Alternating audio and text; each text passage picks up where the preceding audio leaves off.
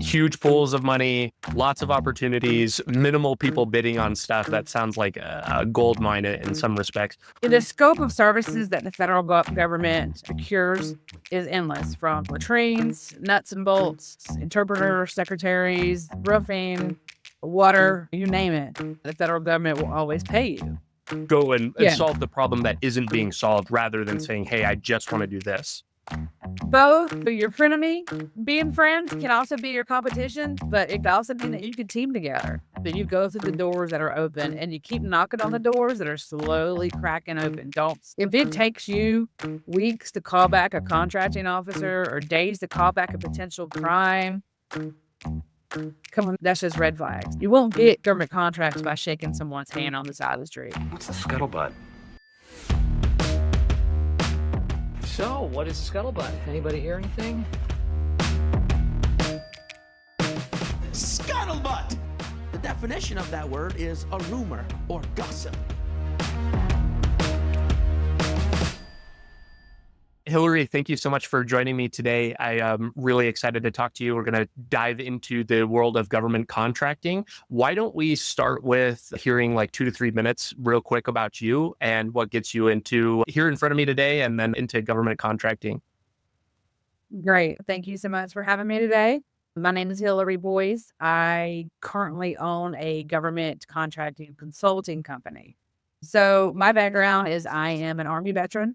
Did not retire, but just did a couple of years where I was exposed to some government contracts, got out, started my first contractor position.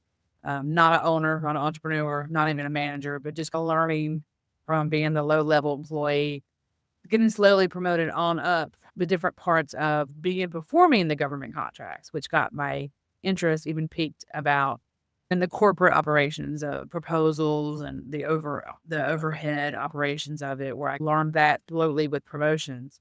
So I've been doing government contracts for many years, many countries, got out in Germany as a contractor, moved to Korea as a contractor. Just a quick, introduction. That's how I started off. I currently own BAFO Services, which is an old spinoff of the acronym of Best and Final Offer, where our staff helps clients that are currently selling to the federal market space or trying to expand their sales. So we help them navigate the federal acquisition regulation, help them with nuts to everything they need for proposal management, helping them submit complying, winning and compelling proposals, and then also helping them up front with finding opportunities, teaming, their whole strategy of how to get more leverage in that space. So that's what my team does, and that's how we met, and that's where we are today. I'm super excited. There's so much we got to cover today. It's super exciting to have you. So thank you for lending some of your time. Is there, with BAFO, is there just like a high level sector that within government contracting that you like to serve? Is there anything that kind of excites you? May ask some questions later about like maybe the direction or big changes, but just from your business perspective, what excites you the most? The scope of services that the federal government procures is endless, from latrines, nuts and bolts, interpreters, secretaries, roofing, water, you name it. What excites me personally is supporting the warrior. Being a veteran, I love the clients and the programs that are actually focused on. That could be the wounded, survivors. I really like that part of it. Just that's my career past. I help my clients navigate no matter what they're going after, but that part really excites me to help read and write, because that's what's near and dear to my career and my heart. That's the stuff I jam on. You were just alluding to all of the different types of things that they contract for. I think it's probably far more extensive than most people think. Can you maybe give me a sense of like, how big is this market? Like, it's hard for me to even think or get my arms around. Do you have any kind of numbers or figures about like how big this is? Like, just it's huge. And some of us, let's say, for example, if you're an Army veteran, you're thinking just Army and the Army echelon commands, but there's a lot more than that. There's 90,000 different government agencies, from city, state, federal, local, all the different federal agencies, not just in your state, abroad, that use government contracts.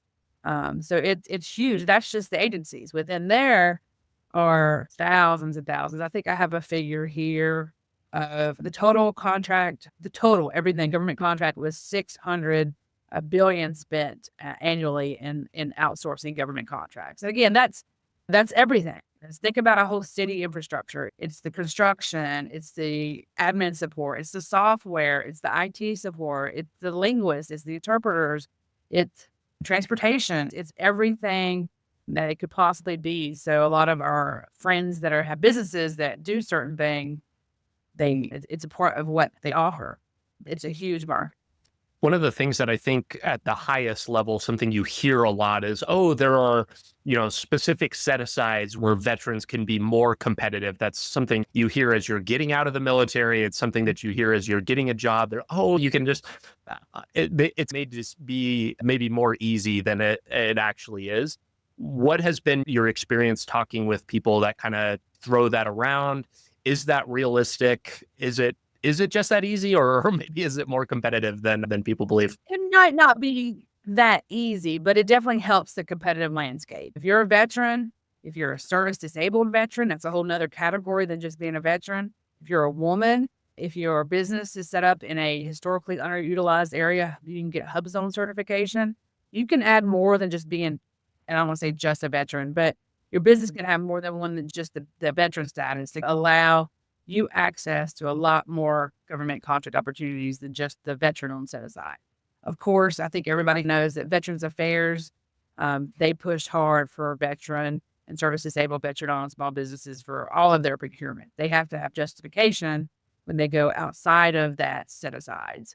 But every agency has a certain amount that's set aside for veteran-owned and service-disabled veteran-owned. But when you add in woman-owned, then there's other things too that just gives you more access to opportunities that are set aside. And set aside doesn't mean that you're automatically going to get it. It just reduces the competition pool. That reduced competition pool just makes you still have to do your homework. You still have to put the team together and know the customer pain points and know how to price it right. But it just makes the competition even less.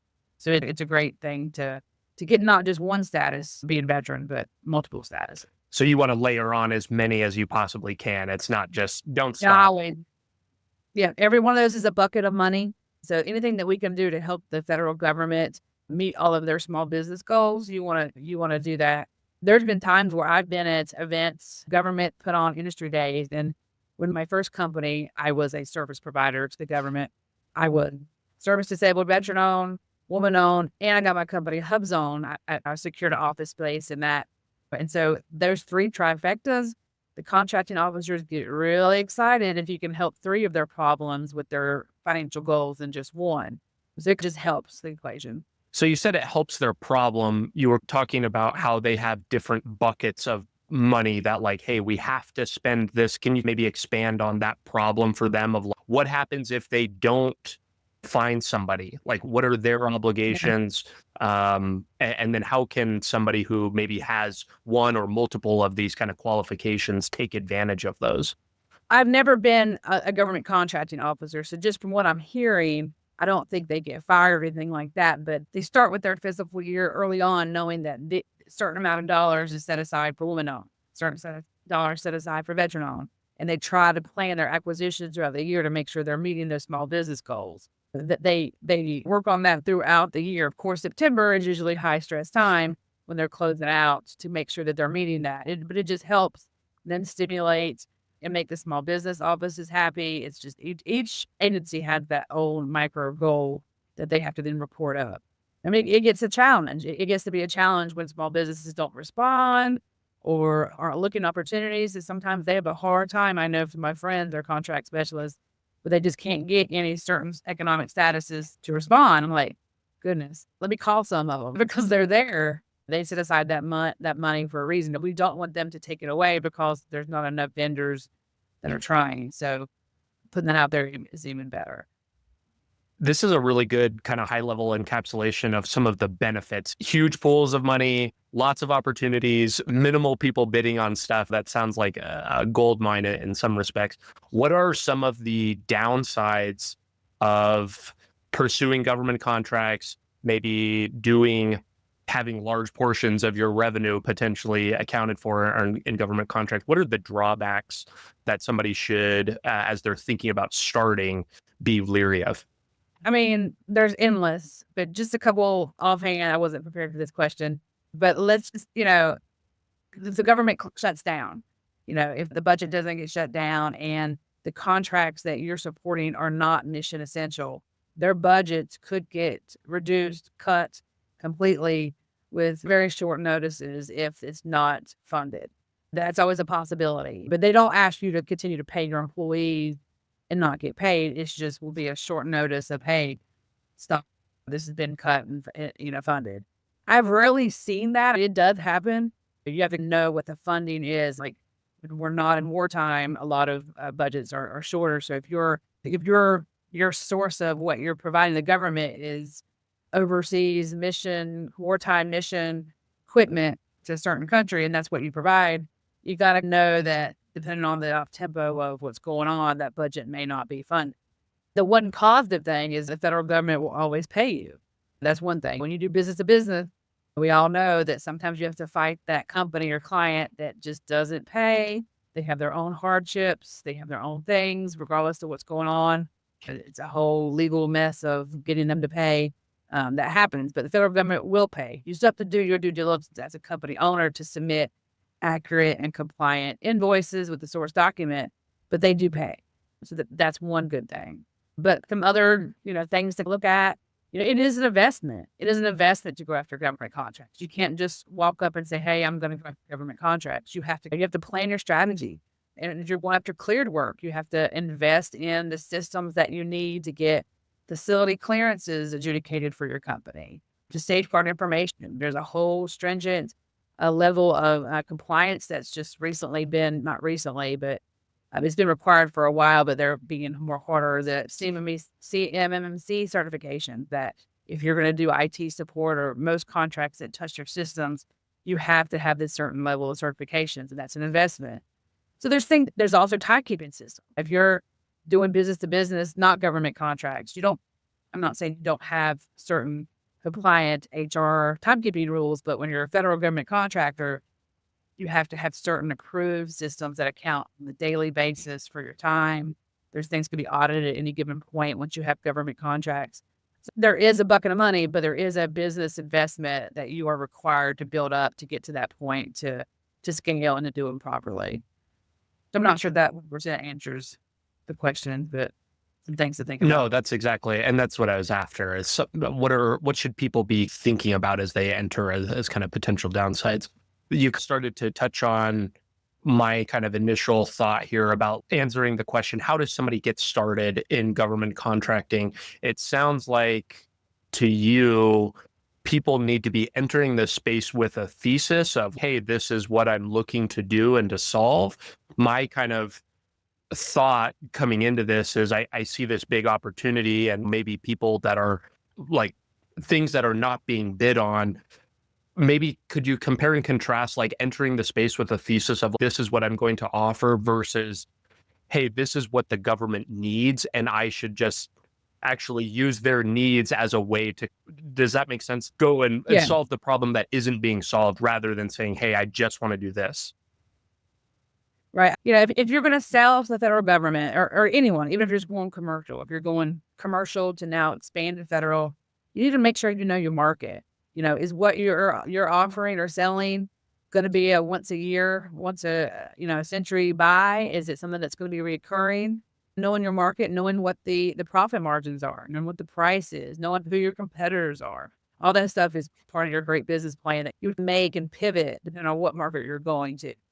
But for the federal government, there's companies that start their company day one and they start doing nothing but prime contracts where they are the prime. There's some that their strategy is, let me be a subcontractor first. And that way you're building past performance. You're not the direct client to the government. You're the second tiered. That's a great way to, because a lot of government, when you prime, you have to look at the evaluation factors that each solicitation is exposing. You have to meet that. Do you have the past performance? Do you have if they're requiring to see 5 years of experience with XYZ, you have to have that. So usually subcontracting is like the first step of building your systems, get your toes in the water, figuring out the landscape of what you want to do. Some clients and some companies, they know exactly this is their niche. That's great. from being a previous owner myself, it's always great to have a little bit of flexibility because you never know. Just do this and you don't want to do any of this other stuff to the left or right. I've met people in the elevator before that, hey, it's too bad you don't want to do this because I do that. I can do that. So to be able to be good at what you do, of course, but when you're growing and starting, if there's a window to be open for you to be that vendor to get that money, and get that revenue and build that business, if it doesn't go totally opposite away from, say, for example, you want to be financial services. And financial services may be a secretary to financials first or whatever, but it's in that ring. So as long as you have that flexibility, but then again, if someone comes up and says, hey, will you mow our grass and do our fence repair? That probably needs to be, no, that's not sticking to my capabilities, but be a little bit flexible within what you're really wanting to offer. So teaming, partnering, being a subcontractor is always my suggestion of the first gateway into government contract. There's lots of things, but due diligence on the research is very important. Getting to know the government buyers. The government, every military installation has industry days. They have forecast events. Showing up to those, and you might not have a clue on what they're doing, but listen, take notes, get a copy of the slides, meet people that are sitting left and right beside of you, because that's your best asset, and not just who's speaking, but who's sitting beside of you, who's maybe a year ahead of where you're at with company growth and already figured it out and can help you quickly with some lessons learned that they stumbled and fell and figured it out that can help bounce ideas from each other. The people that you meet at these events can be your best asset to just be a sounding board. I know you may do this and I do this, and we're doing it for the same space. What did you think about this? How'd you do that? Who did you use for liability insurance here? Who did you know what timekeeping system did you like here? Those things are golden. Talking to other people might not be your competition. They might be your future partner, but they're in that same space. That's great. And having that sounding board. I'm a big advocate myself of organizations that support the federal government. Like I currently serve on the board of directors for Women in Defense and AFCEA locally in the Hampton Roads area and in Norfolk. AFCEA is an old term of Armed Forces Communication Electronics Association. I personally am not IT at all, not IT. But going to these events, I'm now their small business chair, where I have a great network of folks that do government contracts and touch any element part of that, which is great. And with that, I've got a lot of teaming partners. I've got a lot of clients. I've learned a lot. It just gets you, one of those events just gets you more of a connection and a network in those environments, which is great. And you're constantly learning new things, meeting new people, because this space changes often. If you did government contracts 20 years ago and took a break from it and you're coming back now, there's a whole new set of rules because it's constantly changing to be compliant. But keeping out there, making your network, I think it is very valuable to start figuring it out. And that's where you're also going to meet your future partners. Stay in touch with whoever you met last month at an event. Keep those cards, connect with them, stay in touch with them, because something could come across your screen where they do a part of what this proposal is, and it's a gap that you have, but hey, you know who to call now. So it sounds like the networking and kind of understanding who the other players are in your space, actively connecting with them is a really focal point. Just as you said, because a lot of times you're going to end up working with them or want to maybe hop onto something that they are currently working. Do all of the people in the space feel it that way? Or is this something, is there a competitive dynamic at some point that kind of breaks in there and you're like, maybe we're actually not friends? Both. So your frenemy, being friends can also be your competition, but it could also mean that you could team together. Just like going back to the set-aside rules, a woman-owned, veteran-owned company could not be watching opportunity that just a male-owned, veteran-owned company was planning on going after, watching it, getting the intel. They were prepared for it. And then guess what? When it gets solicited, it's a surprise, and it's a woman-owned set-aside now. Guess what? You can't even go after it. So now you have to figure out, maybe you could be a subcontractor. Maybe you can call that old woman-owned friend that you met and saying, hey, you might not have been watching this, but I've been doing a lot of research. I know the landscape. I know what it takes to win. Can we partner together? They have to, of course, be the front because the set-asides could have changed. But sometimes competitions, they team because the set-aside rules, you got to be able to put that prime up front to make sure it's compliant. So don't give away your secret sauce, but and partner. And sometimes people partner, they're not their exact competition. And maybe they do a little bit different of what, like some people maybe a software developing program, let's just say, and these are the hardware products providers of that stuff. Sometimes they may partner, sometimes they may not, sometimes they may compete. It just depends on each solicitation is a little bit different on what they're going after. So it sounds like, just to rewind, somebody getting into this space for the first time, first couple things you should be thinking about. One, entering the space with, hey, this is like loosely the product or service that I'm looking to offer, with flexibility, as you highlighted, be open for other opportunities, because it sounds like there's a lot of wiggle room. And then actively be connecting and networking with folks to understand your space, look for opportunities to hop onto other contracts or maybe support others. What are the other things that you think are critical for that person that's just looking to get into the space? So those few things, I would say large business partners. Every large business, I don't even want to start naming them because I will probably offend someone by not naming a certain one or another one, but there's large businesses I'm sure that we've all heard of. All of those large businesses have small business goals as well, not just the federal government. And let's break this down. Let's say company X just started 2 months ago and they're going to hire a program manager to support a contract.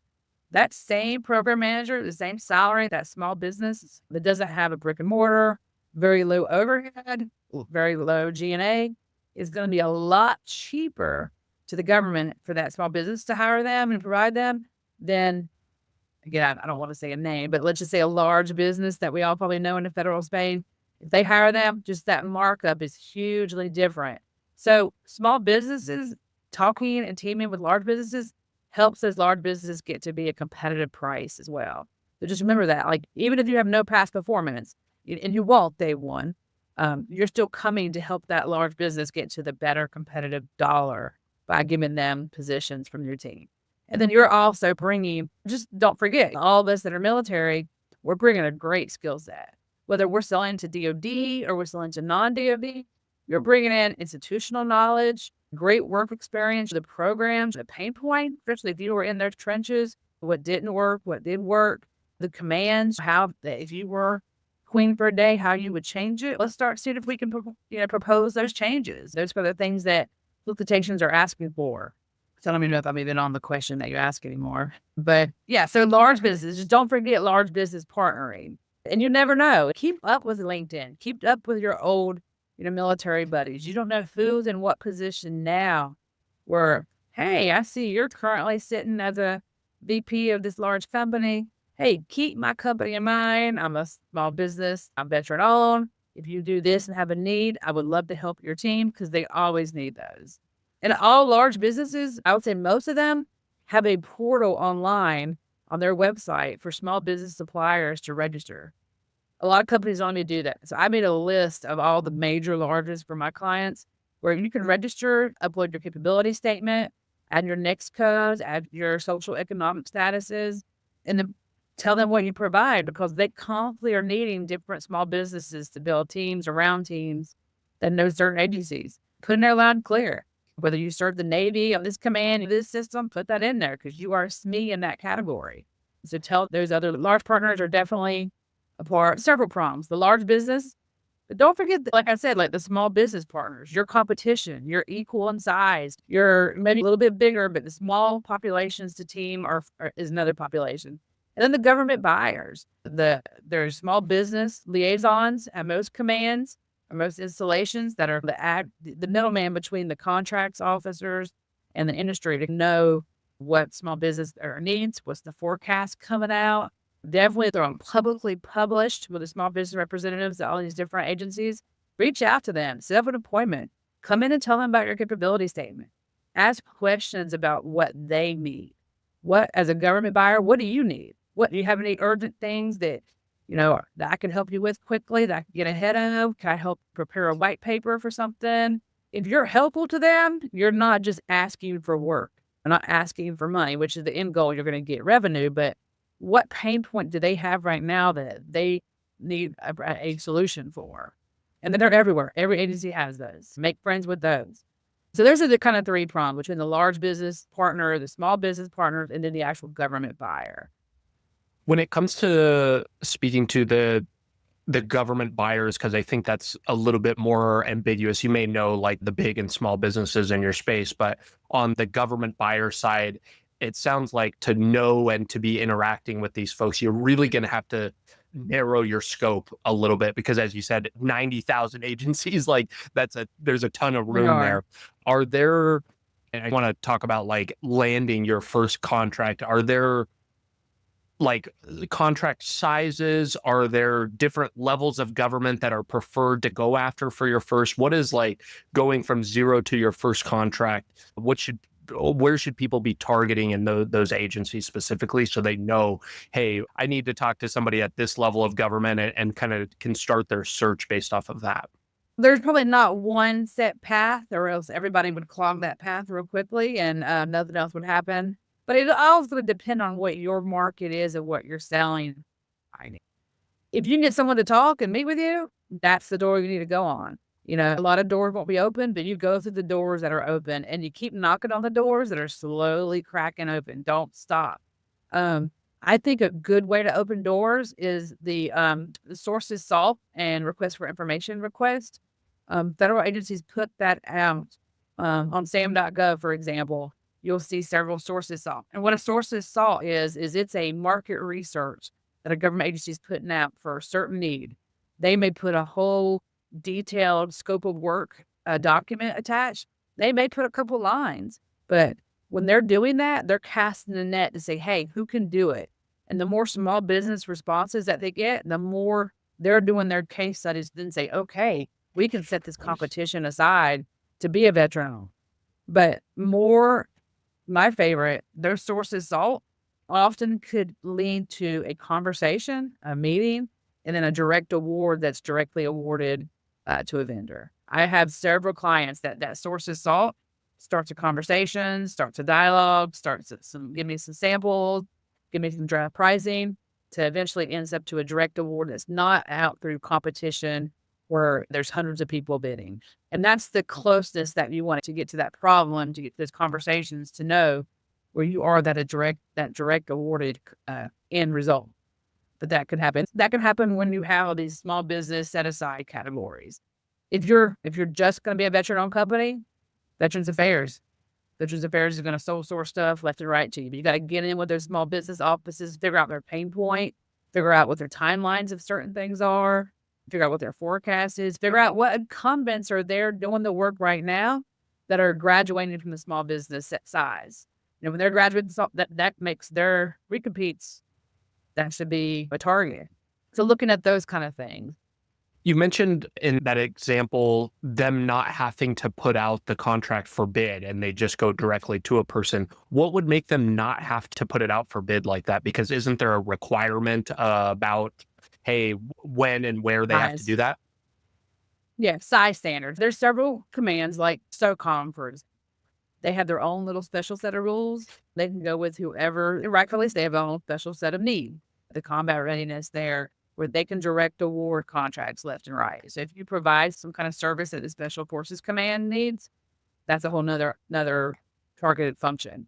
But large contracts that exceed $4 million, and it changes often, but I think it's $4 million, exceeds that, have to be competed. And competed, there's a lot of rules. Like Alaskan Native companies, they have their own threshold that's higher than that they can get direct awarded.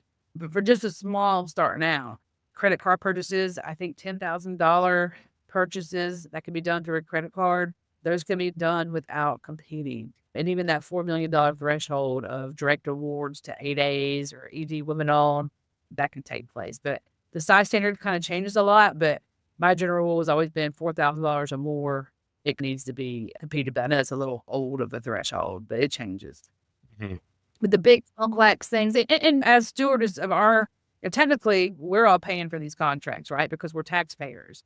So you want there to be some rigid rules of competition, not just the best price wins these competition, but whatever those evaluation factors are, and they change per opportunity. Is it you're looking for the best innovation? Are you looking for the best management approach? Are you looking for the best resumes? What's their setup, pre-established evaluation factors to get to the result of getting the best product or services to that agency? And those all changed by evaluation. But all of us as taxpayers and stewards of this funding, we want it all, not just business owners. You want it to be done properly and through legit, compliant processes Mhm. to make it all fair. You want it fair and open buying situations.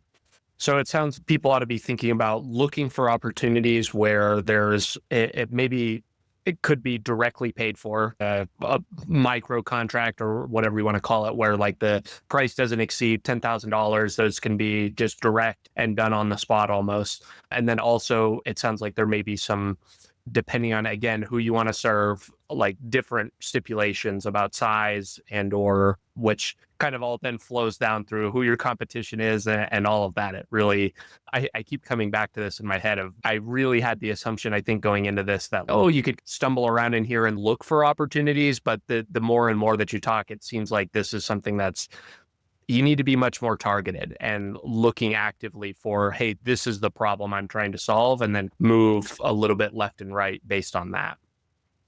Yes, yes. But you can win things cold. I call it cold, like a cold call. Like you didn't know the work.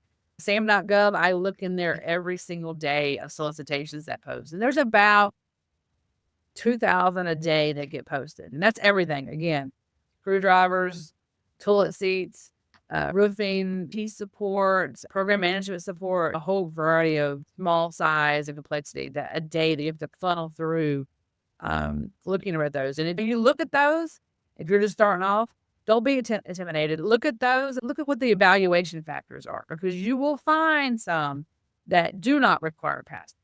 They're rare, but they're there. They're looking for a 10-page response on a management plan and the best resume.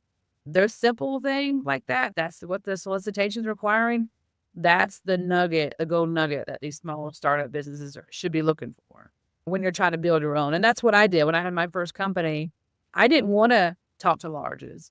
I didn't want to talk to partners. I wanted to build my own capabilities and build my own company resume until I wanted to have enough to save to be attractive before I would go talk to a large. I didn't want to be just, hey, I know you and me.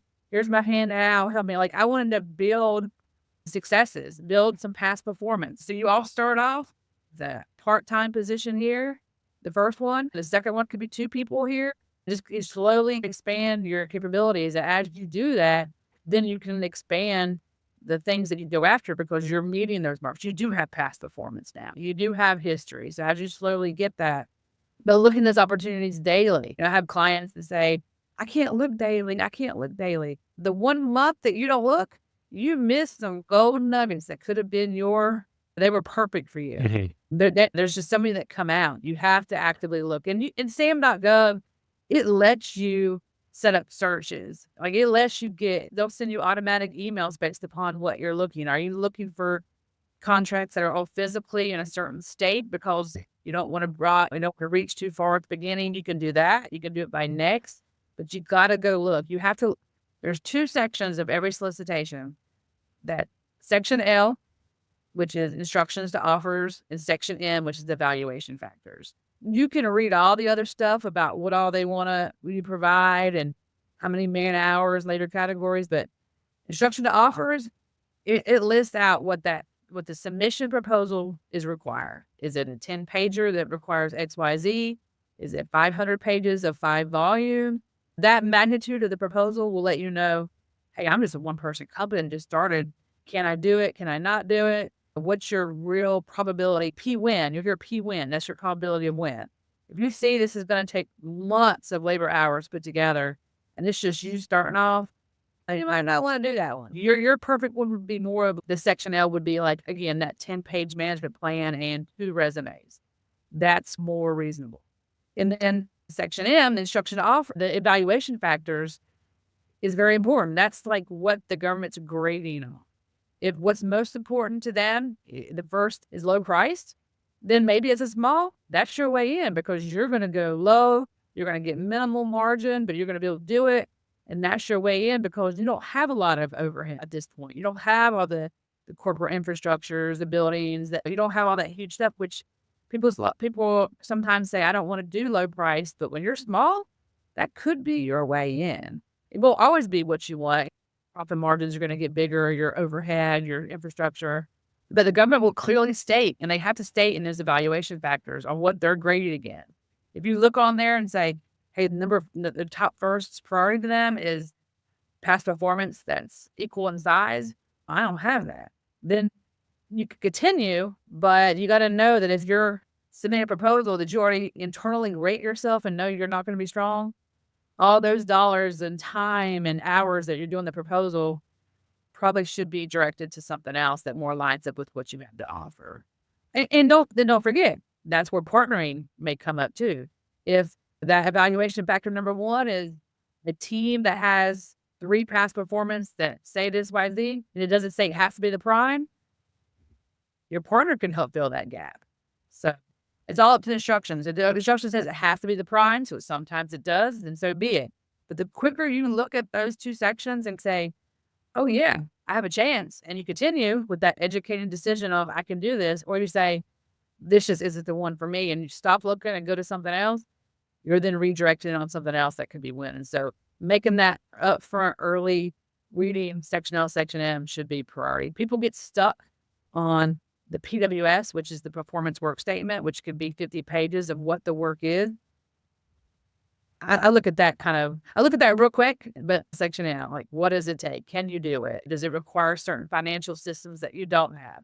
Does it require an office within 10 miles of this base and you don't have it? Like, all those things are going to be spelled out. The quicker you find those and make that decision to move on or move forward will be the best practice. So for the person that's looking to they want to get started today and want to get moving as fast as possible, it sounds like rolling through SAM.gov on a daily basis, looking for contracts that do not require past performance, and looking at those sections of what are their requirements and making sure that you you meet those in terms of like their standards. Probably, I'm guessing lower. If it's a 100-page thing, they could fit a lot more into that than a 10-pager on your the requirements. So those are, it sounds like. Or being a subcontractor, saying, going to one of your partners that you met, hey, I know this work. I know how to write these 10 pages to make that government client be so happy, but I don't have the past performance. Can I team with you and get one of the 2 positions and help you win it?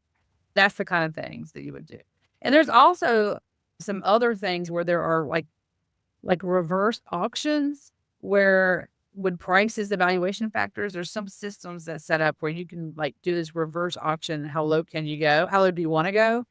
That sometimes that's a good foothold for small businesses starting off to play with. But you want to make sure it's up to your strategy. I've had some clients that were willing to lose a little bit of money for their first 2 contracts to get the past performance to then take it to the next level. I have some clients say, hey, I'm never going to lose money.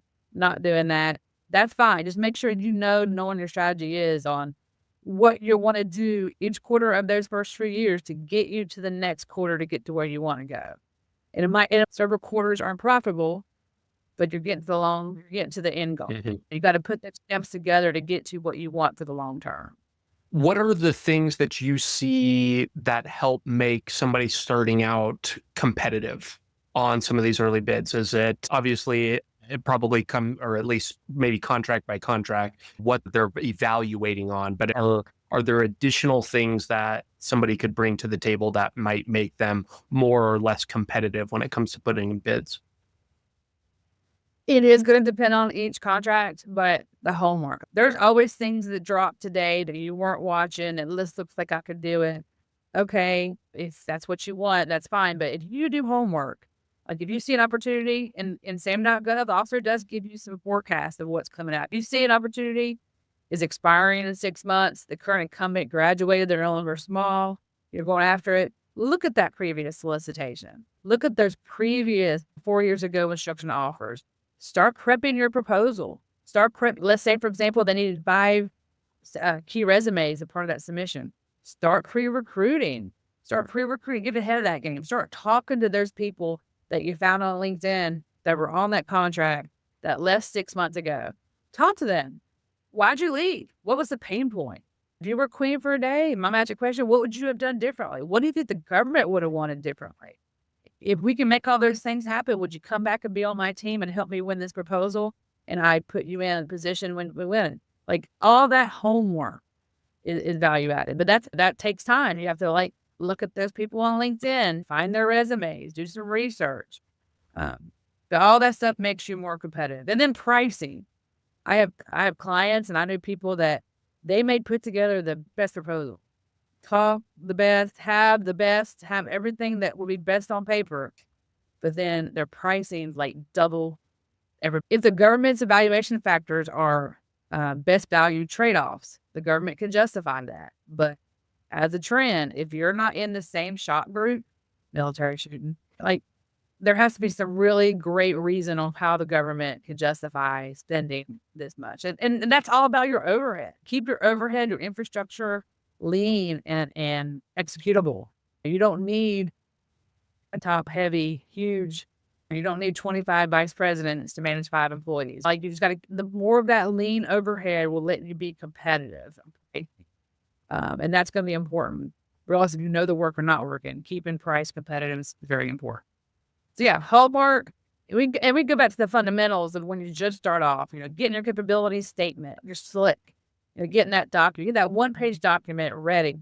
That doesn't just show, at first it's going to show what you can do and what you want to do and what you do, but you got to keep that constantly expanding, keeping that with you. Again, to have a folder with you always, everywhere you go, even if you're sitting at the car dealership waiting for your oil change, sitting beside someone as a government contractor, I got one right here. Have the conversation. You never know where you're going to go, especially in high government traffic community, where you're going to run into someone that could need what you have or be a future partner. But having that capability select that's constantly being updated, adding in your past performance, adding in your customer references, where you're currently at when you win contracts. Because all you have when you start is your own personal knowledge and personal experience. But sooner or later, every time you win a little contract here and there, that slick is going to change to be the company's footprint, not just yours. And hire right. You're going to need help. We all start off, you don't want to hire a bunch of people that you can't afford. You have to pay out of your pocket because they're not billable. You need to always have trusted staff that works for you. And when they're not, you got to realize when you can't fix it, when you got to let them go. Because that's all money and resources and energy and reworking someone else's work. Hire right and fire quickly and document it. When you have issues, you all, of course, should have liability insurance and all that stuff and HR practices. But when you document, because there's been several books that I've read, Good to Great. The quicker you get the wrong people off the bus is just as important as putting the right people on the bus for your team. And that's going to constantly be learning. You could think this year one, you have the team that rock stars. Keep evaluating that because things are going to change with the market, with what's going on in people's lives, with the goal. And just listen to your staff. Ask for feedback. Ask for what are we missing? What do we need? What does our team not have here? How can we get that to take us to the next level? Again, I don't think it was a question you asked me, but that's where I ended up going here. Sorry. No, that's totally fine. That's why you're here. This is good. For the person starting out, would you actively recommend getting people quickly to be able to bid on something that doesn't require, because I'm imagining there's probably lots of contracts that are, maybe it's just delivering, hey, we need this item and it doesn't matter how many people you have. But if there's like labor involved, hey, we need 25 people. Have you thought about growing where you're bidding on work, it's not certain and you need to like hire in advance of that, but also you could quickly be, if you start not winning contracts and then all of a sudden you're overstaffed. Yeah. So we call them contingent hires. If you're submitting proposals and there's your staff that you're putting on contracts, usually those are contingent offer letters. These are offer letters that you're going to do if you win the funding. Don't start paying and employing folks before you can afford to. Get contingent hires, keeping that Rolodex, staying up to date with them, knowing that, hey, I can't give you a job today, but I would love to use you if I win this contract. That's all important. Keeping them, close, but don't pay them yet. And when you win, you can quickly execute that. And you're still going to need infrastructure support. Like, even if you have a contract or not, you're going to need, and let me go ahead and tell you, a small business owner has been there, done that. You can't be the subject matter expert on everything unless you just are. You're going to need to put the right people in place to help your books, to help your financials, your accounting system, to learn all that and still know it. Never be far enough away where you don't know what's going on with your books as an owner. But and you need to put the right, outsource the right 1099 company, couple hours. I got a great lady, for example, that does my books, and I think it takes her like 4 or 5 hours a month to do them to make me compliant in QuickBooks and stuff where she does it. But for me to have learn all that, focus what you're good, outsource with a good budget the things that you're not at. Because there's a point in our life where we're untrainable, but it's just easier to put the right people that are needs and those things to do it. Make sure you put those people in place to help you and lean on them when you need them. All different aspects of your business, your website people. Like, I could never do a website. I'm going to outsource that. I have a great veteran person that does that. And I refer them to a lot of my different clients too as well. Referrals. The whole thing about government contract too, in any business, is referral. Ask your friend, who'd you use? What do you think? Did they, because you don't want to use that person that I used them, but they didn't deliver or they delivered bad. You use your referrals just as you build your infrastructure need. And the same thing with government contracts. If you know an agency that you think you want to take a government contract on, and one of your friends is doing a contract with an agency and they tell you all these nightmares, hey, you do not want a contract there. Their payment systems are terrible. They don't treat your employees with respect. When you find that out, oh, crap, I probably don't want to go after these contracts. Hopefully that's not the case, because these are federal agencies that hopefully have a checks and balance to fix those things. But they could also tell you, they're part of your intel, and they can also tell you what that customer really likes, what their pain points are. They really like it when you're not remote and you come in once a month, or they like this, they like matrices, or they like whatever their thing is. They like weekly recaps of what you do. Any of those things that people give you referrals that a client likes, try to use that for your advantage. You've obviously in your current business coached a lot of people, I'm presuming, to, given your expertise, probably people that have gone from zero to very big businesses. What have you seen as like maybe, and maybe it's some of the stuff that we're already talking about, but are there other things that help people grow to be big businesses that are smaller folks are not doing? You were talking about some of the delegation stuff, like you're never going to be a 10 out of 10 at websites and your books and this, but what are those people who are on the fast track with government contracting doing differently than everybody else? To me, I think the responsiveness, the ones that are responsive. I'm not saying you can't sleep and don't turn your computer off. We have to do that sometimes, but if it takes you weeks to call back a contracting officer or days to call back a potential prime, come on, that's just red flag. So even if you don't know anything about what they're doing, which hopefully you will, the responsiveness is number one in my book. And let's just say, for example, I have lots of clients. We have about 65 different clients of all different sizes and scopes of what they perform. And a lot of times I have them teaming together because I know their gaps. I know their weaknesses. I know who does this and who can help this company with this. If I send an email out to 3 of my companies that kind of do the same thing, hey, I have a gap on this. I have a company that's submit a proposal next week. Who could be available tomorrow to work through this and be added to a team? The first person that responds is who I'm going with. And I have some that respond a week later and be like, oh, I'm sorry. Responsiveness. That's just getting you to the door. But I have my own philosophy about websites, for example. Like, no one's ever won a government contract based upon their website. You got to just look at a few government websites. That should tell you everything you need to. It's a tool to get your employee to look at and other competitions and partners to look at. But for federal government agencies, they don't go to your website. They go to the databases of where you're registered, your stands, your responses. So do you spend $20,000 on a beautiful, flashy website, or do you, so you just got to figure out what makes sense with what you're doing. What was the question again? Sorry. Talking about what people on the fast track, what works for them that other people aren't doing. Yeah, partnering, getting out of your office and going to events and meeting people that you don't already know, meeting people that you could possibly work with down the road. That's to me a ticket to the fast track. Responding to them. You met people last week on an event. You got their card. It's in the drawer. Great. Email them. Send them your slip. Send them your capabilities. Hey, when can we talk? I would love to talk more about opportunities that we can work on. And when you have that meeting with them, before that meeting, do your homework. Come prepared to that meeting. Go look at their website. See what current agencies they're supporting now with federal contracts. Okay, great. Go look at forecasts at those agencies. And so let's say they're a large that you're going to meet with. Go pull some small stuff that's with the agency. Hey, I see these.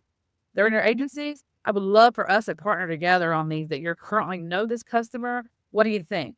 Come in prepared and read.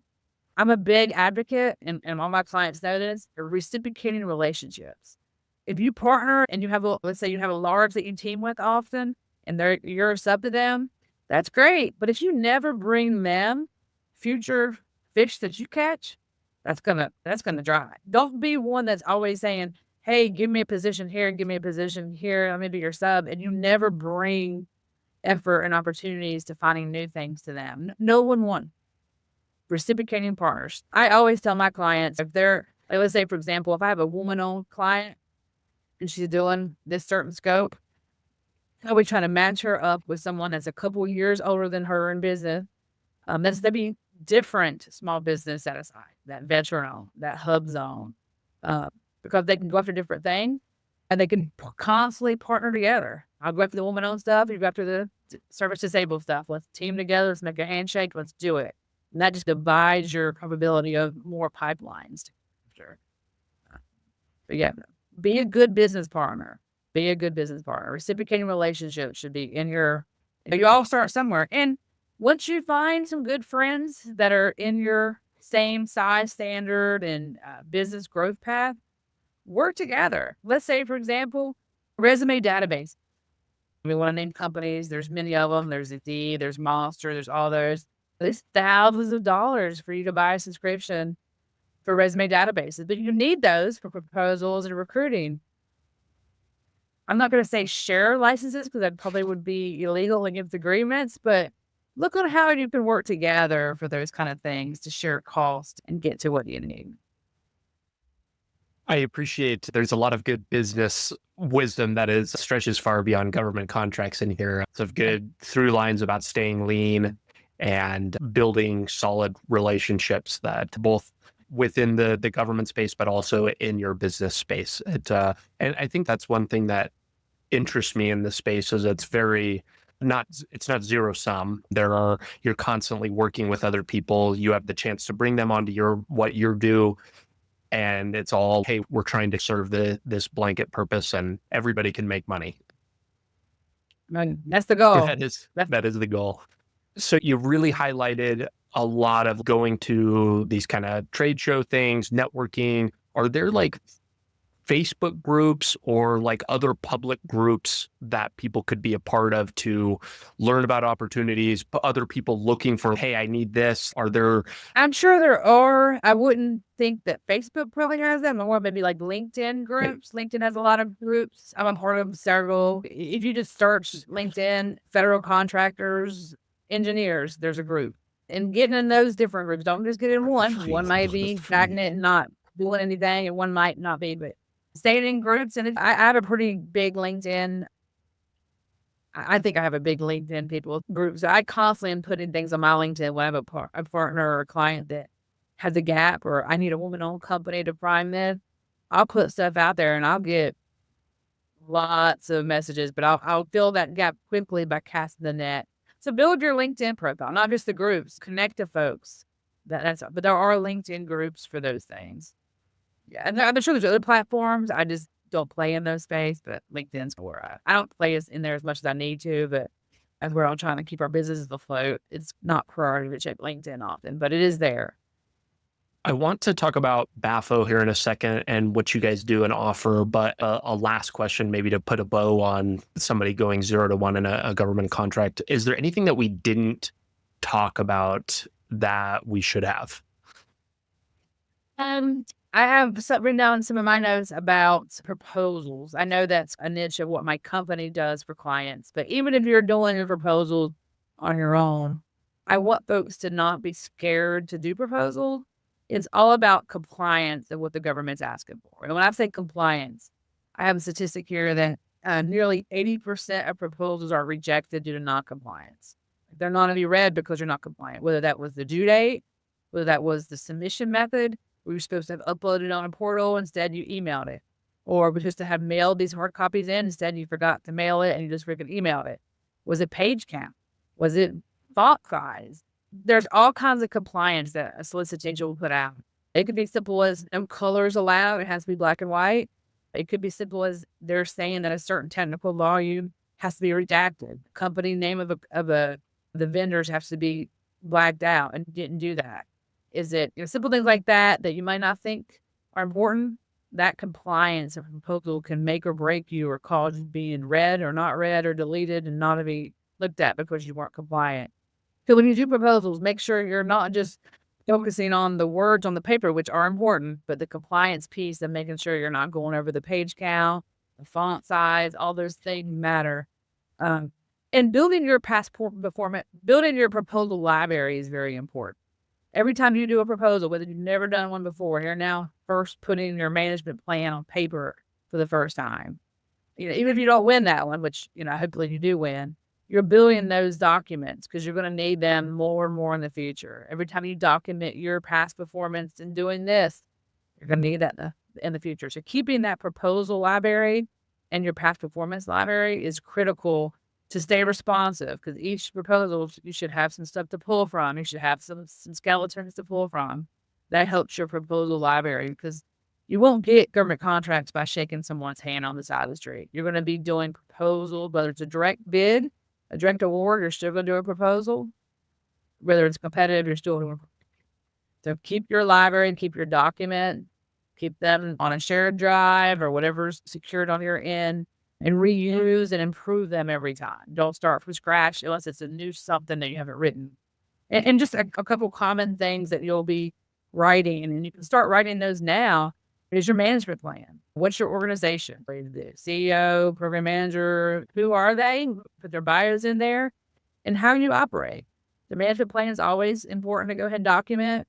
Hiring practices, that the transition plan, those are always required. A lot of times in solicitation, start documenting that. What's your transition plan? You had a proposal, a contract that you won, and it had to be fully staffed, executed in 30 days. Start writing that out. First week, first day, I do this. Second week, we do this. Third week, we do that. Those are important to have those structures built. We can help companies like myself that do proposals can help you build those out and get those ready. But put your own ideas on paper. Start putting that out there. Resumes. So you might not think about it, but every person in your executive team on your company should have a resume that's in a shared drive, part of your proposal. It's already formatted beautifully, dress in a proposal format, not just the one you submit for jobs, but the one for proposals that looks the same for each of them, that's in your company colors. That should all be in a folder ready, because you have to submit yourself a lot as the program manager for certain things. So having all of that proposal drive ready will help you be responsive for these short fuse responses. So that's the kind of lesson learned. What else did we forgot to talk about? There's lots and lots of things. Yeah, and all that build that library would help you, because some solicitations you'll get a 30 days and it'll get extended. Some you might have 10 days. So being that responsive resource will help your time, your man hours, which is all results in money, to be more responsive to hopefully get those winning proposals. Talk to me a little bit about BAFO. I have a sense for what you guys do at a high level, but break it down for me. Who is your guys' target customer? What do you guys bring to them? And maybe talk to me a little bit about maybe size and scale of where you are. I'm assuming you've grown from scratch. Yeah. Where are you at today? Yeah. So I really did not, truthfully, people laugh at me when I say this, I did not mean to grow. This company was supposed to be my part-time hobby here and there when I chose to. I'm recently married to an active duty Navy service member, go Army still though. But my goal was to be a traveling, supportive spouse through his deployments and always be there. And I was going to work part-time and just help out friends that I knew in this market when they need it. Fast forward today, I have a little bit shy of 50 different assets that support me. And with that, I'm trying to keep up with our clientele. My goal is our clients don't need us forever. We are the outsourced help advisors, consultants, helping them with proposal development. Is it technical writing? Is it the compliant piece of it? Is it managing the entire proposal schedule? I have the companies that are one person, just the owner that uses us. I have mid-sized companies that have 1,000 employees that use us. We provide hourly support contracts to companies that need us for that stuff. Because here's the reality. Even if you're a one-person client or you're a mid-sized client and proposals, the government's not going to wait for you if you're on vacation for a month or your staff is busy doing another project or whatever. So it's all about having the resources quickly to put everything together for the compliant proposal. And people think, oh, I had, the beginners think this proposal is due in 30 days. No time, no problem. I don't have to look at it. Oh, no. You do need to start looking at it. You need to have a aggressive upfront proposal schedule, to have reviews, to have time to adjust when amendments come out. If you have partners, you want to leverage them to review your first draft. You want to split up who's doing the first draft of this section, you do the first draft of this section. Just the whole proposal management of making sure all the sections and all the volumes are addressed. And that's what we do. We help our clients do that. And so with that, I initially said that we would just do proposals. That was what my business model was, just proposals. But more and more, I had clients that would come to me and say, hey, here's a solicitation. Help me do a proposal. And I'd peel back that onion. I would dig in deep. I would look at the evaluation factors, section M. Section M, don't forget it, section M. And I would say, hey, this is what's the most important then is you have past performance of 3 sides. You don't have that. You're not partnered. What are we doing? Oh, I didn't know I needed a partner. Or I would say the solicitation requires 40 key resumes to be part of the proposal. That's not an easy lift. Not just getting them, interviewing them, finding out what their salaries are, formatting them all. And let's say that the solicitation also requires proof of all their degree. That's a whole nother logistical thing. And that takes time. The earlier you start on those processes, on those timelines, that's what we help our clients do. But yeah, so I would often tell my clients sometimes the truth that you don't have a chance going after this with this team. Like you need to add this, you have a gap, or whatever those things are, that lack of intel from the beginning didn't give them warning signs that they need more or less of. So then I now have a lot of my clients, if they don't have the capture, the pipeline building staff, that we help our clients do that. So some clients just use this for proposal. Some use this for more of that business development, capture, research aspect. Some clients use this for both. So we help them with whatever their gaps are for both of those lanes, helping them navigate the federal acquisition regulation to win more federal contracts. So it sounds like a full service. If somebody needs help in this space, you guys are the ones to do it. Could be, but it's all my contracts are hourly support. It's for the small client that's just starting off, that doesn't do proposals every month. They're doing 2 months to a year or whatever that is. We're that phone call when you need it. There's no retainers. There's no minimum.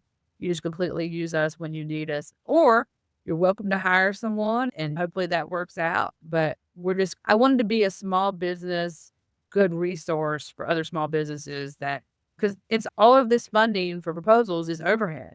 It's all coming out of my pocket that you're not getting funded. So you want to be diligent on making sure that's not being wasted when you don't need it. And people can hire one person that says they're good at this element. With my team, I'm bringing everything. I'm bringing the technical writers, the graphics folks, the folks that can do the first draft of your pricing for you. We can do any element that we walk through to say, hey, I need help on this. I got this about this one. Just a check and balance. That's what we do. And most of my clients love the aspect that we kind of work 7 days a week. They can have, and as you probably know, veteran-owned clients, when they start a company, they're still working a full-time job somewhere else. This is their dream. They're going to work on when they have time, and slowly, hopefully, eventually, they can get rid of the day job. But don't get rid of it till you can pay your mortgage with the other income. We work weekends. We have meetings with our clients at 7:00 at night. I have employees in all time zones, and I have several employees that are full-time contract specialists for different agencies.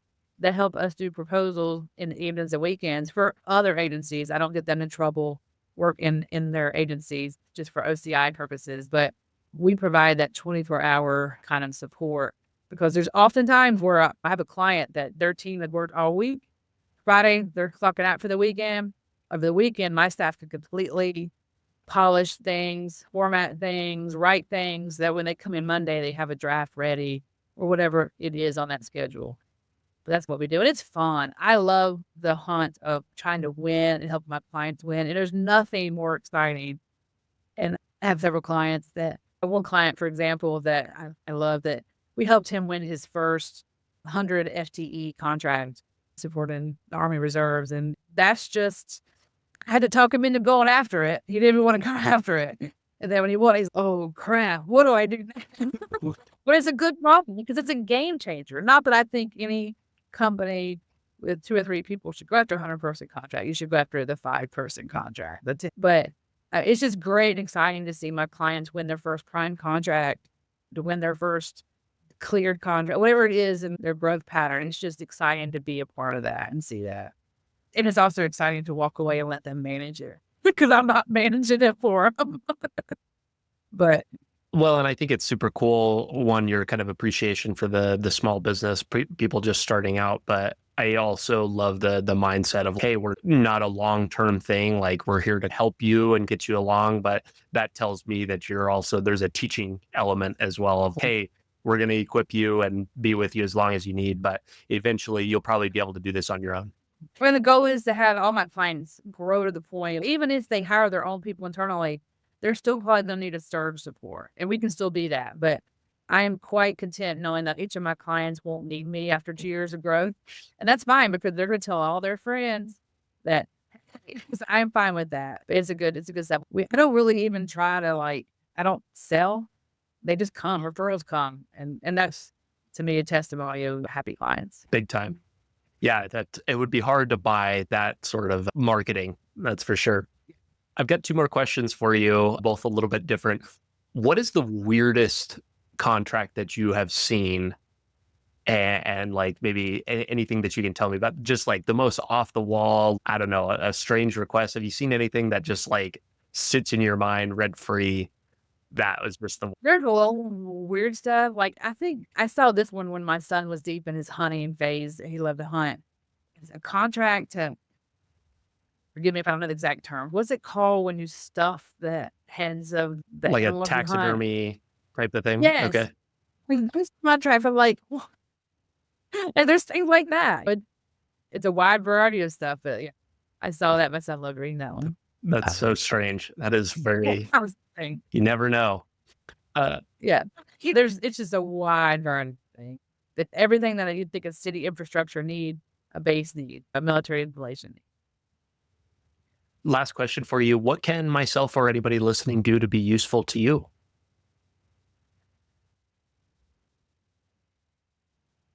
I have to get back with you on that. I don't know at the moment. My significant other is going to be deploying again in a couple months. So, and all that are still wearing the uniform, thoughts and prayers for them to be safe would be great.